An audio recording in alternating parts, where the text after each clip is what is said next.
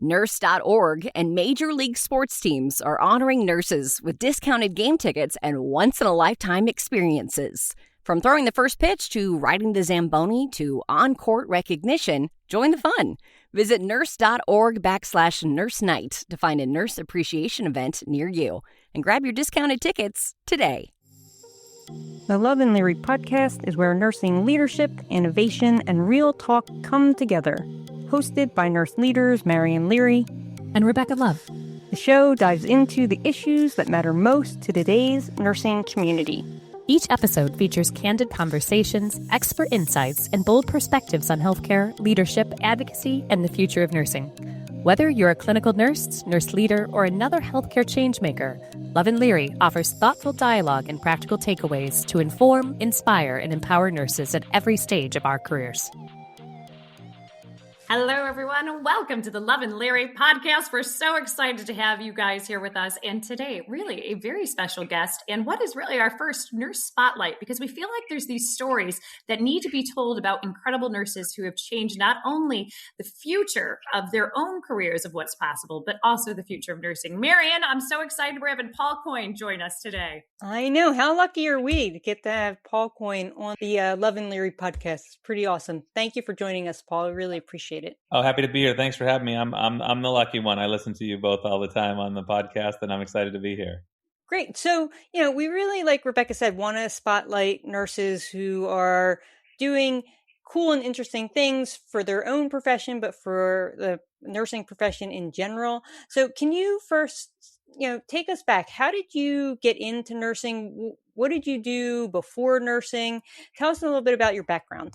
Sure. So I think my first experience with the hospital was as a patient. I was 15 and I was born with a heart disease called hypertrophic cardiomyopathy.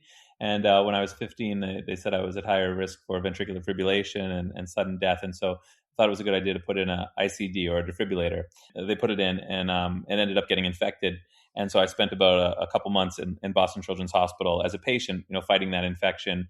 It was pretty bad and trying to, recovered. And then some of the medicines that they were giving me to fight the infection, they ended up causing side effects where I was paralyzed from the neck down for a couple of months as a teenager, and in the hospital with my mom sleeping there next to me every night. So, that experience was so formative for me, and just knowing how it feels to be a patient, and not only a patient, but a patient who's unable to take care of themselves.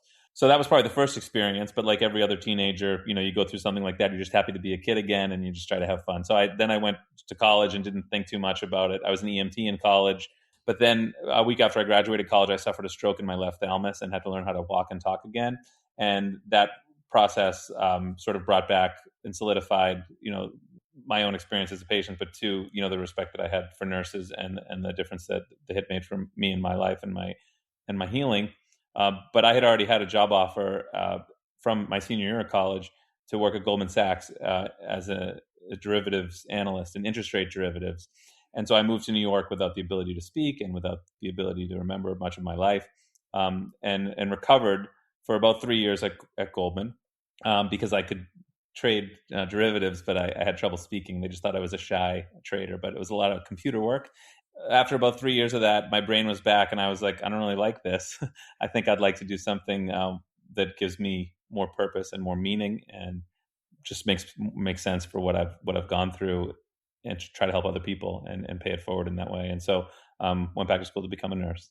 Wow, Paul, Marion and I have known you for a long time. And every time I hear this story of life and learning, I always come back to a place where you always just kept going, and that you were in this incredible career and you're standing. Can you take us back to that moment? Because I think a lot of nurses listening to this are going to be shocked to hear that, you were at Goldman Sachs, you were growing a fast-paced career.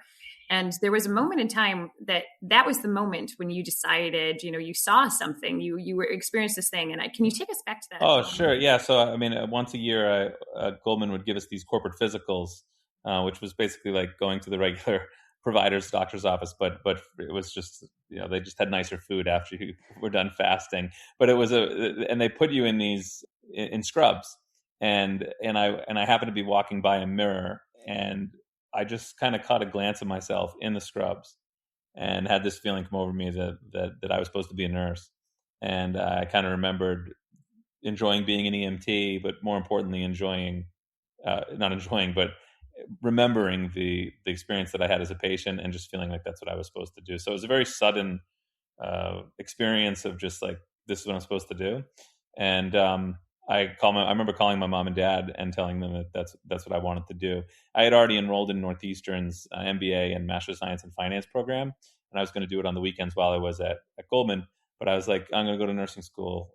So I did that Monday through Friday instead, and then the MBA on the weekend still, which got to this, this degree quest, which people like to talk about, which I'm sure you'll ask me about next. But the experience of that was just walking by the mirror and seeing myself in scrubs and feeling like I was supposed to do that. What did your colleagues at Goldman Sachs Oh, do? it's really interesting. So the men in nursing thing, we've made a little bit of progress over the last, 2011? So 15 years. I'd like to think society has evolved. At the time, I think Meet the Fockers and Meet the Parents had just come out, and people were still making all those jokes about, Ben Stiller's character being a nurse. And it was like still like something that you could like laugh about, which is just so ridiculous to think back on. But it actually wasn't that long ago. And I'm sure some people in the world still make jokes, but at the time, a lot of people made jokes. A lot of people at Goldman just didn't understand it. One, to switch from that profession to nursing, but two, to be a man who does it. To be even more blunt, to be a straight man who does it at the time which just wasn't something that a lot of people did. And so I got all of the mean things that people would say about that, which are just. And yeah, that's what they said. I mean, I wouldn't even repeat some of the things they said. But yeah, I guess I didn't care enough to not do it. That's for sure. Well, that's what I was going to ask. Did it give you pause at all about the decision you were making? I guess more in terms of will I be able to be accepted in this profession? Will I be able to make a difference, or will people think it's strange? I remember some of the OBGYN rotations. At the time, there was, I was a student. I was one of the only men in the class, and there was a lot of people who would allow the male doctor to go in, but not allow the male nurse to go in. And again, if if it's your religious background, you don't want a man in there. I completely understand, and that's your right as a patient. But I found it very strange that you would allow a male, but they thought the male nurse was quote unquote weird. And so, you can't come in and, getting that clinical experience was actually difficult and a little more challenging.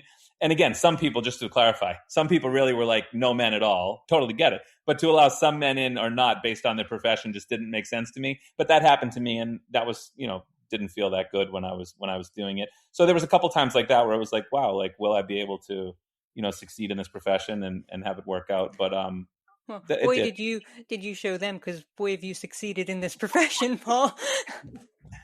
So good on you. Yeah. I can't even imagine nursing without Paul in it. Right. But I know that feels, and this is why I think we're having this conversation, because Paul, you have redefined several of the spaces that nurses have previously been in. I mean, you've done everything just like you said, turning from Goldman Sachs, I think we should go back to that moment in time of what happened next. You became a nurse, and where did you step in, and how did things start to evolve? So it was an accelerated bachelor's at Columbia, a 10-month program, which I would encourage so many people to do. I think a lot of people think the barrier to nursing is sort of out of reach if you've already done something else, or you're older, or you're whatever. But there's these accelerated programs, and there's a lot more of them now. But the one I went to was at Columbia, and it was an 11-month program for people who had a bachelor's degree in something else. They could do an accelerated bachelor's and get another one. And so I went there. And then you could just continue. So I stayed for the master's to become a nurse practitioner. And then I stayed another year. It ended up being 4 years for the doctorate. At the same time, I was at Northeastern on the weekends and at night studying for the MBA and the Master of Science in Finance. And it ended up those 5 degrees in three and a half years.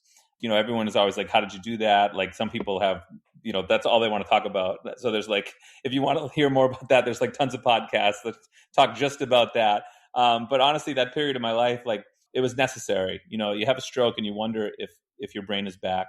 You wonder if you're back. You wonder if you're capable. And all of the doubts that everybody has about themselves, for me, were magnified just because of that, of the stroke. Because when your brain is not fully there and then it comes back, you always wonder, am I back? And so that period of my life was not, I wouldn't call it a quote unquote happy time. It was a necessary time and a hopeful time for what was to come. But at the time, I really was questioning and struggling with, is my brain back? And school for me was one way to prove to myself that it was back. And so those degrees for me, I wouldn't wish those years on people like, oh, how did you become so successful? Like, how do I get 6 degrees? I wouldn't wish that anyone does that. Luckily, I was fortunate enough to find a wife in nursing school. So my social life and that kind of overlapped enough where I could, meet somebody and have a meaningful life in that way. But that level of focus, again, it was necessary, but I wouldn't say I would wish it on someone. But it did, one, most importantly, make me feel like I was capable and worthy again of being, a contributing member of society with a fully functioning brain. And then 2, it allowed me to meet my wife. And 3, it allowed me to, become a nurse and make a difference for more people. So it was, I'm glad it happened, but I wouldn't wish those years on other people. So I did that. And then I came out looking for work. Of course, people are like, well, you were never a nurse, so you shouldn't be a nurse practitioner. And then I said, well, I can't be a nurse. And they're like, well, you're already a nurse practitioner, so you're going to leave. And I'm like, well, can I just do something? And I interviewed probably 50 or 60 places. And I ended up doing a year-long fellowship at Calvary in the Bronx for palliative and end-of-life care as a nurse practitioner. And then New York Presbyterian reached out to me because they were restructuring some of their corporate debt and wanted me to do some finance stuff. And I was like, I didn't really, want to do this. And they're like, can you do it a little? And I was like, okay, but what else can I do? And they were like, well, how about informatics and analytics? And I was like, none of my 6 degrees are in analytics or informatics. And they're like, well, we think you'd be great at that because at Goldman, you did some of the trading stuff and the computers. And so I learned that field of informatics while I was at New York Presbyterian, leading there was a team of 30 analysts, and I was the kind of clinical individual on that team that was doing the informatics role. Not really knowing what it was called at the time or that it was a whole field, but just learned how to do it and learned a little bit of it in coding and did a lot of the research requests for Columbia and Cornell, but then wanted to get more into an operations role. So moved to Hospital for Special Surgery to work in operations. And then, we'll go from there if you want me to keep saying it. Well, can I ask, when you were in school, how did you decide to keep doing the MBA and the Masters of Finance? Like, what was it about those that you wanted to have that with your nursing? Yeah, like I said, I felt really low after the stroke because the first 2 or 3 years, I don't think I was aware how much I didn't know. And as my brain got better, I realized all the things I didn't know. So it was actually kind of easier at the beginning because I wasn't aware that I wasn't aware. And then when I became aware that I wasn't aware, it was like, wow, this is sad. That was sort of happening around the 3-year mark. And so I would look at the people who were successful in the nursing profession. And, it's like any other profession. Look, everybody is a worthy person. I believe that like any human being on earth, they're the only one. They have unique things to offer just because they're them. And sadly, society doesn't always see it that way. They see a title, or they see money, or they see things that, they give people more respect and attention because they think they're more powerful, which in turn they can do more for them. So they're giving them attention because they assume that person in power can do more for them. And I think the field of nursing and what I was trying to do was, how can I be of more service to other people? Not necessarily what they can do for me. But I am aware enough of, having worked on Wall Street and just being aware that without certain credentials and things, if I just walked down the street and said, hey, I want to help you, and people are like, who are you? But if they watch this podcast and they're like, oh, you're a chief nurse, and oh, you invent, like what we're going to talk about next, like then they'll want me to help them. So it's a funny balance because the worth doesn't change from birth until death, in my opinion, but people's perception of it changes. So sometimes in order to make a big difference, you have to have people think you're quote unquote important, such that you can then remind that we're all humans. And so one of the ways to do that is degrees or academics or success or whatever. And so I thought about nurses who were making a difference, and I researched them, to be honest. I would go on LinkedIn. Oh, LinkedIn wasn't there at the time. I'd go on Google, and I would look up, influential people and see what they had. And they all seemed to have these degrees after their name. And I was like, well, I'll get them. And I remember one night not knowing my name. There would be like memory lapses of times when I didn't know who I was. But every night I would just write down my name with all the letters after it. And I didn't have them yet, but I would just write it down and look at it. And now I've read that this process is called manifesting, and but I didn't know that whole practice at the time. But I was just doing it, being like, I could, maybe have these, and if I just keep writing it, it'll come true. And anyway, so since I had already enrolled in the Northeastern's program, I just decided to stay in there and see if I could do it. But that was why.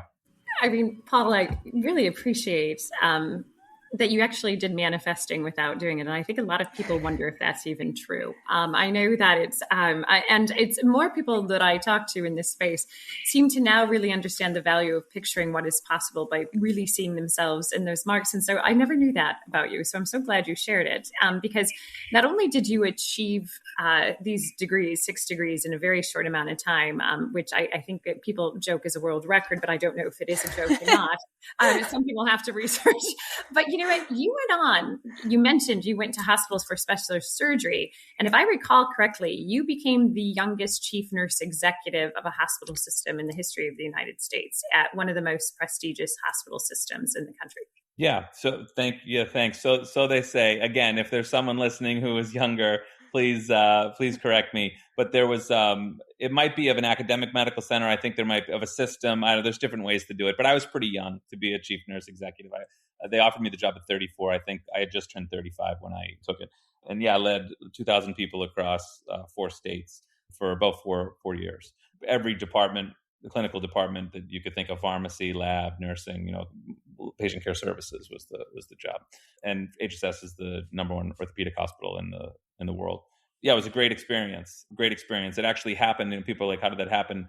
I think it happened for a couple reasons. One, the organization had just gone through COVID, and I was responsible for infection prevention and occupational health prior to the position that I was chief nurse. And when the pandemic hit, those departments, became really in the spotlight, and had to lead the organization through that, which was such a meaningful experience, because I really felt like the skills that I had worked on, building new systems and software systems to deal with the pandemic and track people's vaccines using analytics, and then also use my clinical knowledge and judgment to advise people on quarantine protocols and stuff. It really was all of the things that I had worked on that got to come together in a way that really made a difference. And then I think the organization saw that, and most importantly, I think more than the skill was the care of that time. I mean, the staff of New York was really, we were all scared. And I remember me and the leader of occupational health, a woman in her 60s, who's become a good friend of mine. We both, it wasn't set up to be a 24/7 employee health team, but we switched off nights for about 6 months, being on call at night, and it would ring all night of people calling and being scared. What do I do? Do I come to work tomorrow? Do I sleep in the same room as my loved ones? Do I go quarantine in the bathroom? All the questions. And, to be able to help the staff like that and actually care, really, then when the job came up, people were like, there's Paul, he cared about us during the pandemic, so he should lead. And I think that's was such a beautiful way to become a leader of an organization and have people recognize you, 1, for your skill, but 2, because you actually cared. And I don't know if leaders in the world, if that should be I think it should be the number 1 on the rubric of should you lead, but I don't think it is. But fortunately for me in that role, it was, and it was a beautiful thing to be able to be recognized for caring and then continue to care in a greater leadership capacity. So it was a great experience. And what a great gift to give to the hospital and the employees there, to have a leader who actually cares. Because you're right, it's not really a prereq for most leaders these days. Yeah. Sometimes I'm on a panel with some other, chief nurses or the various conferences, and they ask what thing I did that made the most impact on culture. 4 years in the role, I think I was up to 752 people. Once a day, I would meet with a random person, call them up for 30 minutes, would hang out in my office, would get to know each other, talk, and then I would try to memorize one fun fact about each person that I would meet. And not just a fun fact, but a meaningful thing. Not like, your favorite color is blue. But if they talk to me about getting a new dog, or that their mother was in the hospital, or that their son was sick with a disease, and then you see them in the hallway and you say, hey, how's your son? that really matters. That really is all that matters, actually. And instead, we're walking around with our clipboards, in these things going, well, what's working well today? And, there's all these, things that people are just like, get away from me. You don't actually care what's working well. You're reading off your script. You're going to go back to your office and never talk to me again. And this is not real. And I think nurses are a profession that wants something that's real, and they can spot fake stuff. And I think that's why, there's this struggle and there's this gap sometimes between leaders and frontline nursing staff, when really it's actually not hard to do. It's just somehow we're all confused and trying to find systematic ways to find meaning and connection when done systematically is not meaningful, and people can feel it. Hey nurses, looking for exclusive discounts? Nurse.org has you covered with deals on everything. Save big on the essentials you need to excel in your career. Don't miss out. Visit nurse.org/discounts for the latest discounts made just for you.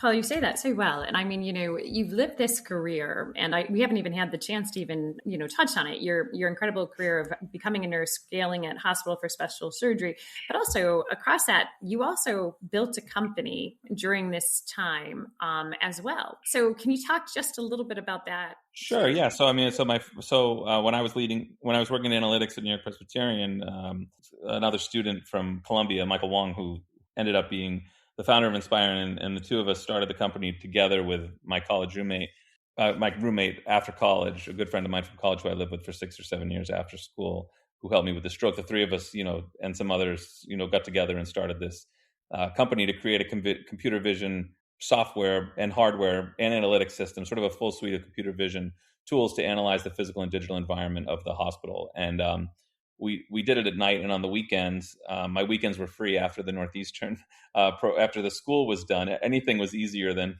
that much school. But I was working Monday through Friday in analytics, and then on the weekends and at nights, we created this business in this company. And the company, it's pretty public information now. It's a very successful company. Hundreds of people work there, and it's in nursing homes and senior skilled living facilities, senior centers, senior living across the country, helping thousands of patients not fall, the computer vision algorithms, and helping patients not fall, and really helping nurses care for their patients.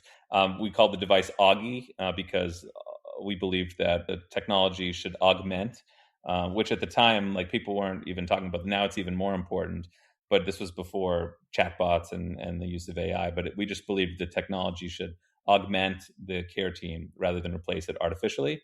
And so we called the device Augie. And it's on the wall in hundreds of facilities across the country. That experience of starting a business, starting a company, you learn a whole bunch of things. But I think one of the most important things that I learned was that there were people that it was possible to do. And I think, like you said at the beginning with my life, like, I always keep going. I'm always just trying to see what's possible. Is it possible for me to recover from a stroke? Okay, I'll get the degrees. Is it possible for me to start a company? Is this technology possible? Is it possible for me to a hospital? I'm always just trying to see, like, is it possible? Sometimes it is. Sometimes it isn't. I'm having trouble thinking of something in my life that wasn't possible, but there's plenty. But our brains tend to just forget those things and only focus on the happy ones. But yeah, starting that business, was life changing in so many ways. But I think one of the biggest ways was the platform to be able to help other nurses. I said I spoke to somebody from the hospital randomly once a day, but I try to do one random person that reaches out to me on LinkedIn each day too, and just talk to them and get to know them and hear about their business. And I remember Rebecca in 2017, just finding you on one of my Google searches for important people, and just writing to you, and you writing back to me, and being friends, and that whole journey of being part of the nursing innovation community and helping so many nurses start businesses and really try to change the way that healthcare and the world view nurses, not only for deep, meaningful connection, which I think is a unique value of the nurse that should be celebrated and supported far more than it is, but also just for their mind and their entrepreneurial skill and their ability to blend the true essence of healthcare with practical solutions to make the world and healthcare better, I think is just is a powerful thing that I think it's just been such a honor to do that a little bit with a company that I started, but to help other companies do that as well. So that's been a great journey too. I was just gonna say, I love that you still reach out to people randomly, like on LinkedIn, and just like get to know them. I think I hear this a lot, that people feel intimidated to like reach out to me or to Rebecca or to others who, I mean, to your point, I really see everybody on the same playing field, minus if you're mean and not nice. Correct. That's But I love when people reach out to me and take that chance, because like you, I love meeting new people. I love being able to make connections and understanding what other folks are working on or what they're dealing with, and just trying to find connection in that way, which is why I really think social media is so helpful for connections like that, even though some folks don't see the power of it. But I really do think there is power and meaning in connections that come from those platforms if you do them the way that we're talking about. Correct. Yeah, no, I mean, I'll be even more honest. Like yesterday, there was a woman, I got a text message, is this Paul Coyne from HSS? And I never, you think it's spam. I was like, oh, no. I was getting ready to delete it. But then I Google reverse search the number, and because I'm not at HSS anymore. So like, clearly that's someone that doesn't know me, or they would have said that. But to be honest, I had just hung up right before I was on with my psychologist, who I've seen 15 years since I had the stroke. He's the same guy. He's helped me immensely. And I was talking to him about the part that I missed the most about being a chief nurse was having a platform where people reached out to you to make a difference for them. People would call and be like, hey, my son's in the hospital. Do you know anyone at that hospital? That kind of stuff. More than anything else, that's what I miss about that, is just walking down the hall and being able to make someone feel special and important because you, in whatever position you were in, noticed them and took the time to care for them. And I that's the only part I miss. And I was telling them, like, how can I still have that? We were talking about the struggle of trying to do that. And I was like, now everybody thinks and I'm sure you both have the same problem. Like, now everybody thinks we're too cool to like help them.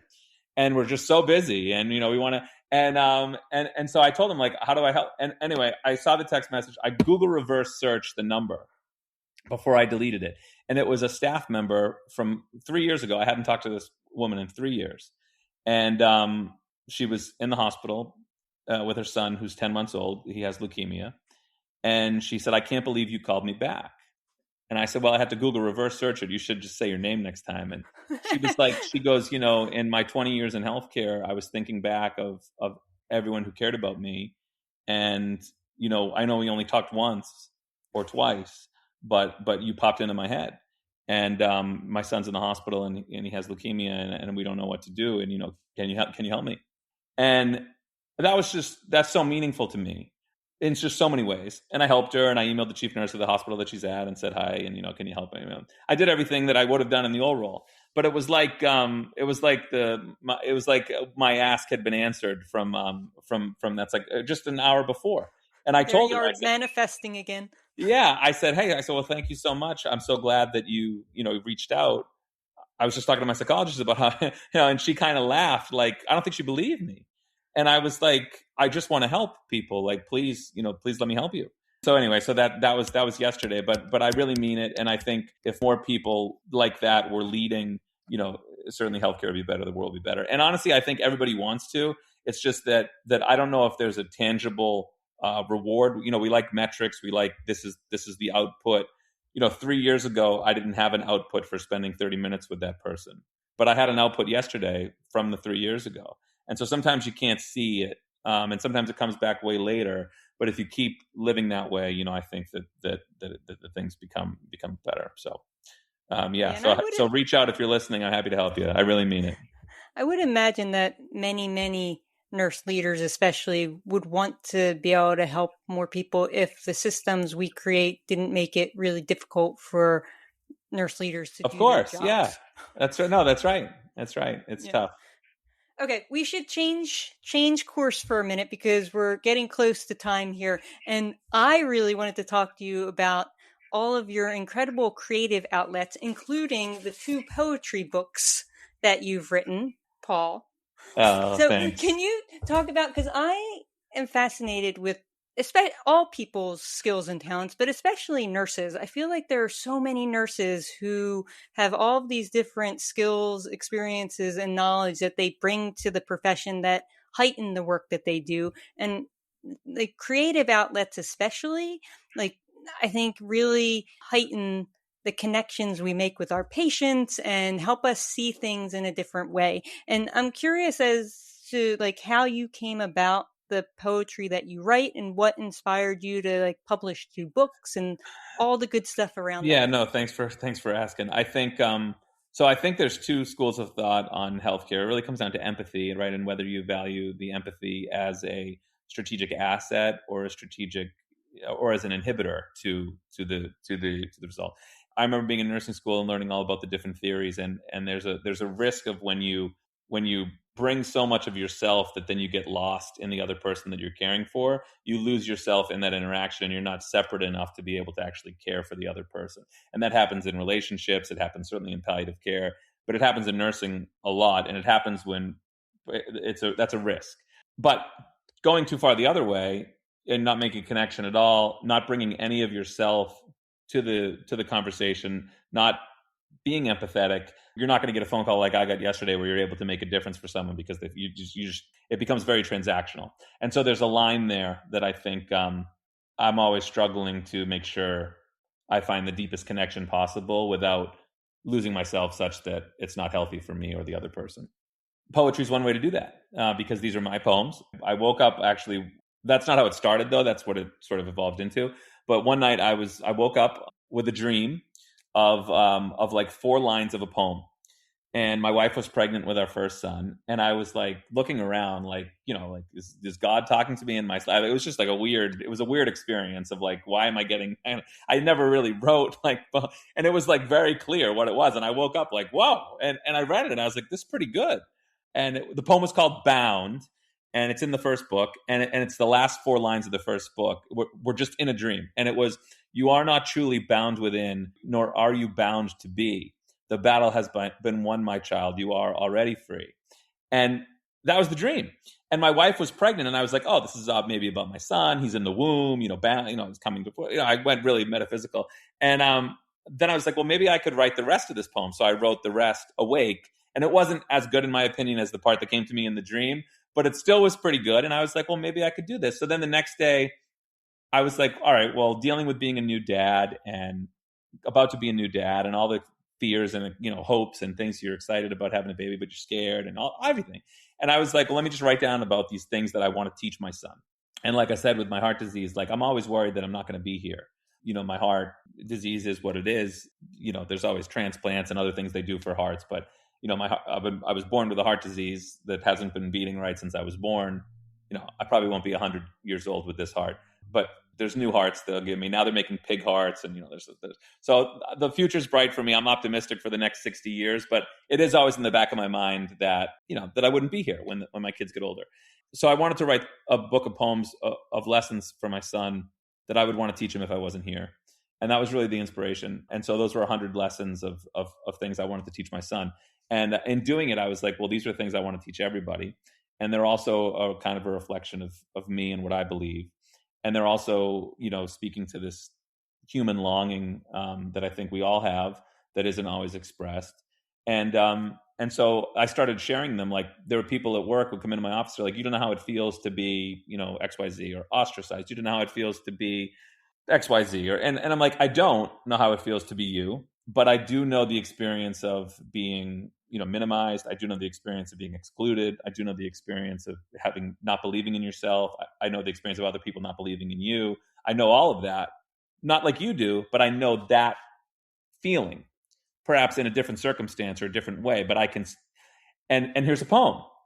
And they would look at me and be like, oh, I guess you do know how it feels. Like, and I'm like, well, I guess I did. And then it was just such a beautiful thing because it took it away from this there's a couple poems in there that talk about the first time I talked about having a heart disease and how this big part of me was, sharing about having heart disease. And every time people read those poems, if they're in the LGBTQ community, they tell me, oh, that's how it feels to come out.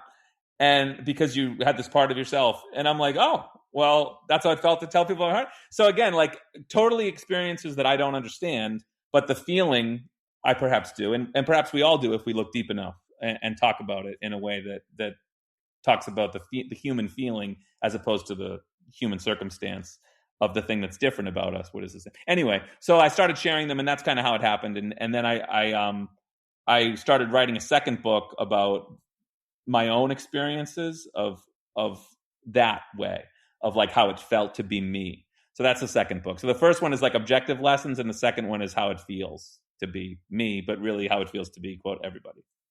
So those are them. Yeah. And that's what I've been doing. I've been, speaking. Now I get like booked to like speak at an AI conference or health tech.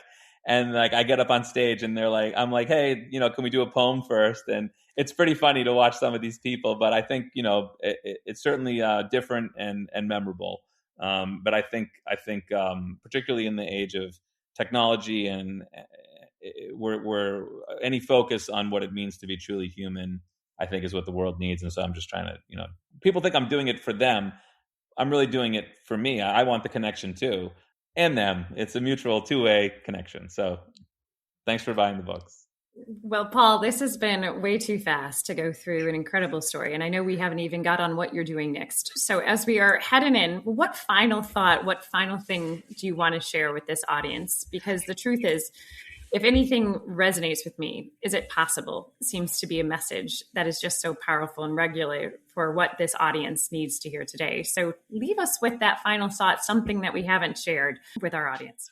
Yeah, I mean, I think, the journey of me, you could say, oh, well, that's so many things. I could never do all those things. I think there's so many things that I didn't do.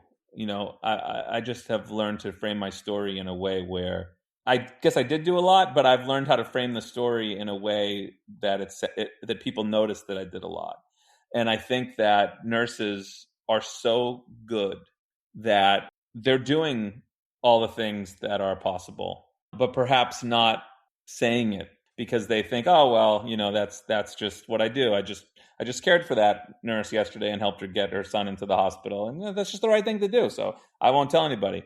But that's like the most meaningful thing. And meanwhile, people who are doing less meaningful things are talking about it over and over and over again. They're like picking one thing they did and then talking about it for the next 6 months. And it really wasn't even that meaningful, but they're just, and I think so. And then nurses are like, well, what did I do? It's like, you did so much. You can't even remember all the things you did. And so I think that's really the message that I think for people to go back through their own life and see how it was just as impressive, if not more impressive than mine, is really what I would recommend people do, and start to believe that inside themselves, and then start telling the world that, because I think that's when good people do that, the world starts valuing the things that good people do. But the world can't if the good people aren't saying it. And first, to say it, they have to believe it. So that's what I would say to everyone. And yeah, thanks for having me on.